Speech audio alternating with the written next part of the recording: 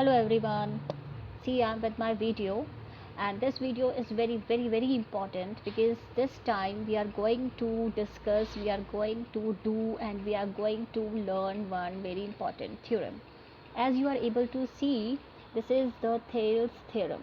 Okay, Thales theorem, that is of chapter 6 triangles. This theorem is very important. इसका बहुत weightage है आपके board के पेपर में, so try to listen to me very carefully till the end, right? And try to share with your friends also. This is damn important video for you all, right? Okay, चलो let's start. अच्छा, Thales theorem के बारे में, this is also known as basic proportionality theorem and the short form is BPT. बहुत famous है ये BPT के नाम से, लेकिन आपको तीनों नेम आने चाहिए इन केस अगर क्वेश्चन पेपर ऐसा आ जाता है state and prove Thales theorem और आप बेसिक प्रोपोर्शनलिटी के नाम से याद करके गए हैं तो वो वहाँ पर कन्फ्यूजन हो जाएगा. ठीक है, तो you should know all the three names. It is also known as Thales theorem, basic proportionality theorem, and in short it is known as BPT theorem, right? Now come to the statement.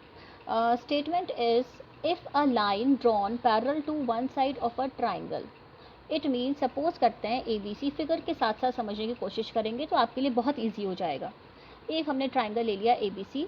A line is drawn parallel to one side of a triangle. मैंने एक line draw करा DE in such a way कि DE BC के parallel है to intersect the other two sides in distinct points.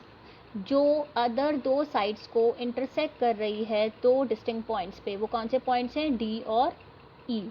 ठीक है, clear? Now next is the other sides are divided in the same ratio. अगर ये condition है तो वो जो दो पॉइंट्स हैं वो उन दो अदर साइड्स को इक्वल रेशो में डिवाइड करेगी. ठीक है, फिर से देखो. If a line is parallel drawn parallel to the one side of a triangle, मतलब अगर हम DE को BE के पैरेलल ड्रॉ करते हैं intersecting the other two sides, जो इंटरसेक्ट कर रही है अदर दो साइड्स पे डिस्टिंक्ट पॉइंट्स पे D एंड E, तब क्या होगा कि वो जो दो साइड्स हैं वो इक्वल रेशो में डिवाइड होंगे.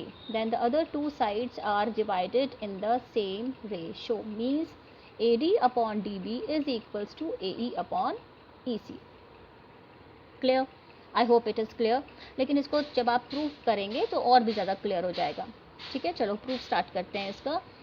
Late ABC is their triangle and DE is drawn parallel to BC in such a way that intersects other two sides AB and AC at D and E, जैसा कि अभी हमने discuss किया. Right, हमें क्या proof करना है? DB upon AD upon DB is equals to AE upon EC. ये भी हमें मालूम है. अब आ जाती है मेन चीज़. सबसे पहले इसमें एक कंस्ट्रक्शन होगी. कैसे? Draw EN perpendicular to AB. EN एक हम 90 डिग्री का ऑल्टीट्यूड ड्रॉ करेंगे AB लाइन पर, और सेम वे हम यहाँ पर DM एक परपेंडिकुलर ड्रॉ करेंगे which is perpendicular to AC. ठीक है, EN perpendicular to AB and DM perpendicular to AC. Now अब आ जाते हैं मेन पार्ट जो है इसका, प्रूफिंग. कैसे प्रूफ करोगे? नाउ इन ट्राइंगल, देखो ध्यान से देखेंगे, बहुत ध्यान से देखेंगे. इसका प्रूफ आप बहुत बार ट्राई करना, प्रैक्टिस करना, इसको बिल्कुल अच्छे से कर लीजिएगा फुल मार्क्स के लिए. अब हम देखो कौन से ट्राइंगल्स आपको लेने हैं. आप पहले लोगे ADE, ये ऊपर वाला triangle.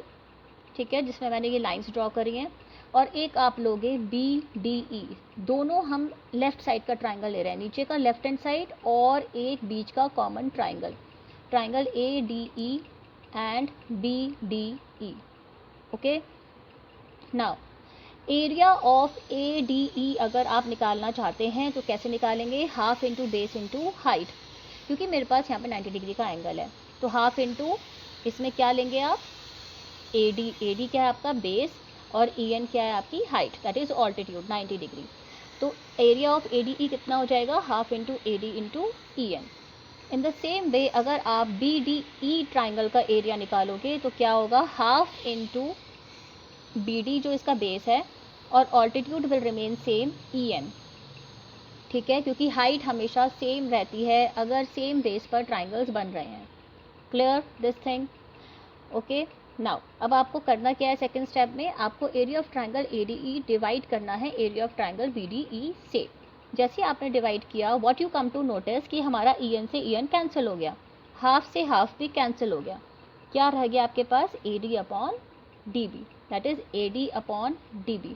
Mark it as a first question. ठीक है, धीरे धीरे बेटा और क्लियर हो जाएगा आपको, लेकिन ध्यान से सुनते रहिए। इन द सेम वे, जैसे कि आपने ये लेफ्ट हैंड साइड के दो ट्राइंगल्स लिए थे, एक कॉमन और एक लेफ्ट हैंड साइड का, इसी तरीके से हम यही कॉमन ट्राइंगल लेंगे ऊपर वाला, लेकिन इस बार हम ये राइट ट्राइंगल लेंगे, राइट साइड वाला ट्राइंगल लेंगे। क्लियर? कैसे? अब देखो दोबारा से ADE, लेकिन यहाँ पर हम AC को बेस मानेंगे। फर्स्ट वाले में आपने किसको बेस माना था, AB को, यहाँ पे आप किसको बेस मानेंगे, AC को। क्लियर? ये डिफरेंस है इसमें। एरिया ऑफ ट्राइंगल ADE अगर हमें दोबारा निकालना होगा तो कैसे निकालोगे, हाफ इंटू AE, AE इसका बेस है और DM ऑल्टीट्यूड जो आपने बनाया था, तो half into base into height. ठीक है, ये हो गया आपका। Now come to the part, इसका जो दूसरा ट्राइंगल आपने लिया है CDE, इसका आप कैसे निकालोगे, हाफ इंटू CE क्योंकि इसका बेस है, और सेम आपका वही इसका रीज़न होगा कि इसमें जो DM है वो सेम हाइट रहेगी जो आपके इस वाले ट्राइंगल में था, क्योंकि दोनों सेम ही बेस पर बन रहे हैं AC लाइन पर, तो हाइट विल रिमेन सेम। ठीक है, तो जैसा आपने फर्स्ट टू ट्राइंगल्स में किया था वैसे ही हम इसमें करेंगे। दोनों ट्राइंगल्स को डिवाइड कर दीजिए, तो क्या आपके पास आएगा, DM से DM कैंसिल हो जाएगा और हाफ से हाफ कैंसिल हो जाएगा, तो what you get, AE upon EC, AE upon EC second equation. अब देखो जो हमें प्रूव करना था वो दोनों LHS और RHS हमारे पास आ गई हैं, AD अपॉन DB भी आ गया है, AE अपॉन EC भी आ गया है। अब क्या रह गया आपके पास, सिर्फ इन दोनों इक्वेशंस को इक्वल प्रूव करना रह गया है। How to prove that these two terms, these two ratios are equal to each other. Okay, now just see how you will do it. Okay, तो हम लोग थे कहाँ पर कि जहाँ पे हमें AD अपॉन DB और AE अपॉन EC को इक्वल प्रूफ करना था। इक्वेशन 1 से आपके पास AD अपॉन DB आया था और इक्वेशन 2 से आपके पास AE अपॉन EC आया था। ठीक है, अब कैसे प्रूफ किया जाए, अगर आप रिकॉल करें अपनी मेमोरी तो क्लास 9th में आपने ये पढ़ा था कि अगर दो पैरेलल लाइंस हैं और सेम बेस पे अगर दो ट्राइंगल्स बन रहे हैं, देखो यहाँ पर DE आपका सेम बेस है, DE और DC दो पैरेलल लाइंस हैं, तो इन दोनों ट्राइंगल्स का एरिया भी इक्वल हो जाएगा। राइट, याद आया, कुछ 9th में हमने पढ़ा था ये। Triangles at the same base between the same parallel lines and their areas are equal. Right, अब ज़रा ध्यान से देखो इक्वेशन 1 और इक्वेशन 2 को, इसमें आपके न्यूमरेटर्स सेम हैं, डिनोमिनेटर्स डिफरेंट थे, और वो हमने डिनोमिनेटर्स भी इक्वल प्रूव कर दिए। कैसे, by that theorem of class 9th कि अगर दो ट्राइंगल सेम बेस पर होते हैं और between the same parallel lines होते हैं तो उनका एरिया भी इक्वल होता है। It means this is equals to this, area of ADE upon area of BDE is equals to area of ADE upon area of CDE. You can say now AD upon DB is equals to AE upon EC, hence we have proved our Thales theorem. Right, so this is very very easy, अगर आप बहुत ध्यान से सुनेंगे, बहुत ध्यान से समझेंगे, this theorem is very easy, इसको प्रैक्टिस करो। ठीक है, तो 4 मार्क्स बिल्कुल डेफिनेटली पक्के हैं एग्ज़ाम में आने के लिए। अच्छा, एक चीज़ और है इसमें जो ज़्यादातर हम नहीं बताते हैं, वो ये है कि इसके और भी पॉस्टुलेट्स हैं और भी आउटकम्स हैं। आपने बोला AD upon DB is equals to AE upon EC, इसको हम ये भी बोल सकते हैं AD अपॉन AB, ये वाला ऊपर का पार्ट अपॉन होल पार्ट। ठीक है, AD part and whole side AB is equals to AE upon EC। Right, अगर इसका ऊपर वाला पार्ट साइड ले रहे हैं तो इसका भी हम ऊपर वाला साइड ही लेंगे। AD upon AB is equals to AE upon AC, ये हो गया आपका सेकेंड आउटकम। थर्ड आउटकम में आप ऐसा भी बोल सकते हो, ऐसी पॉसिबिलिटी भी बन रही है कि उल्टा कर लेते हैं, DB upon AB is equals to EC upon AC। ठीक है, तो नीचे वाला लिया है पार्ट आपने तो उधर का भी नीचे लेंगे, फिर आपने पूरा लिया है तो उधर का भी आप पूरा लोगे, तो 3 आउटकम्स आपके आ रहे हैं। एक्चुअली क्या होता है इसमें ना, कुछ न्यूमेरिकल्स आ जाते हैं इस टाइप के कि आपको इस साइड का मेजरमेंट निकालना है, इसका निकालना है, इसका निकालना है या टोटल निकालना है, तो बच्चे कंफ्यूज हो जाते हैं कि भाई थेल्स थ्योरम तो सिर्फ यही बताते हैं कि AD upon DB is equals to AE upon EC। Right, तो ये अब ये DB अपॉन AB कहाँ से आ गया? तो these three outcomes you should know very well in your mind, just keep it in your mind. ये तीनों outcomes भी Thales theorem से ही आती हैं. Clear?